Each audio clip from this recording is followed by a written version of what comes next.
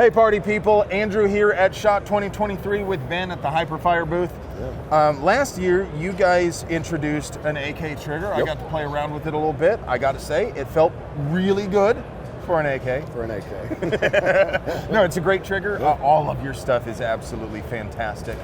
What do we got going on this year? As I understand it, it's not so much that we're introducing stuff, yep. It's that we're actually being able to get materials in, yep. And produce things and send product out to the end user. Absolutely. As most people know, the last 2 years have been pretty rough everywhere when it comes to materials. So as of this year, everything is officially out. We've got our AK triggers, AK safety selectors, and our new muzzle brakes across the board, AK, AR, 9mm, everything. So I'm not going to beat a dead horse on it. I mean, obviously we wanted to take the traditional AK, we wanted to clean it up, we wanted a nice, clean, consistent, crisp brake, pull, reset, everything, and that's what you get with the AK. The big part is the safety selector. Yeah, I was messing with that last. It was really smooth. Yep. The clacky was the only part, not the scratchy. Yeah.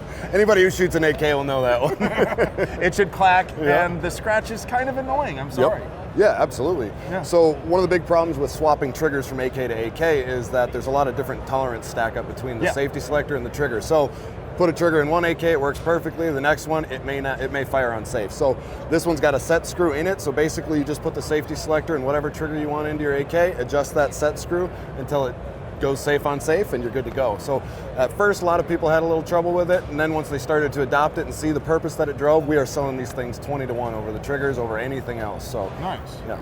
So your AR triggers are mechanically very different from a standard GI trigger. I mean, you can see that the way the interaction between the parts, and some of them utilize these coil springs here.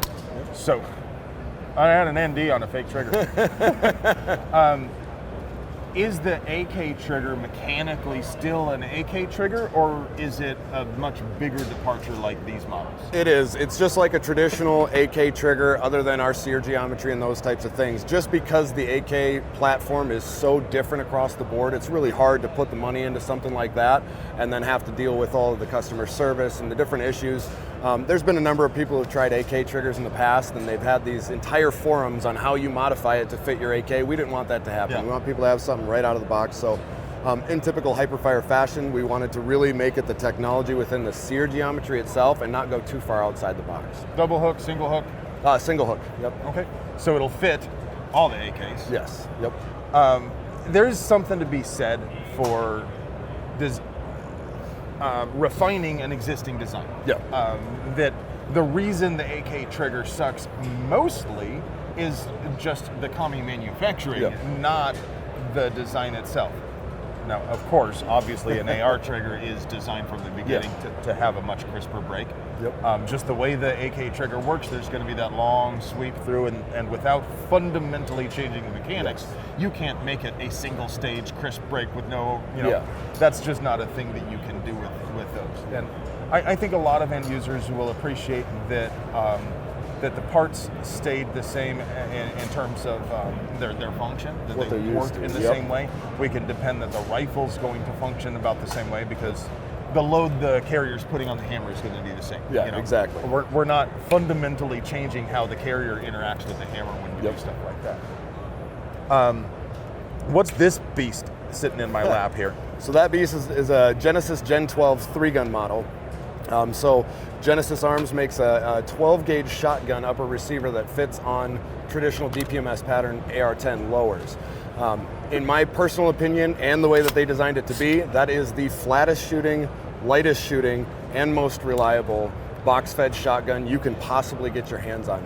We've had a relationship with them for about 4 years now. They use our triggers as their OEM trigger in their shotguns, and I have seen those things brutalized and never go down. So they brought this to the booth to demonstrate. Our booth that we have built here was designed specifically to demonstrate rifles of OEM manufacturers that use our triggers. They use it. We also have their new Terran Tactical John Wick 4 variant. We'll have to get some B-roll of that. Absolutely. So I've talked to several manufacturers today, the last couple of days, that mentioned your triggers and their equipment. there are, of course, many trigger makers out there. Yep. I would never go so far as to call one of them better than others, but you're better than a lot of them. Appreciate that. That's what we like to hear. Hey, thank you for your time and using small words so I can understand. Thank you guys for watching. Please support our sponsors because we couldn't do this without them. I love you.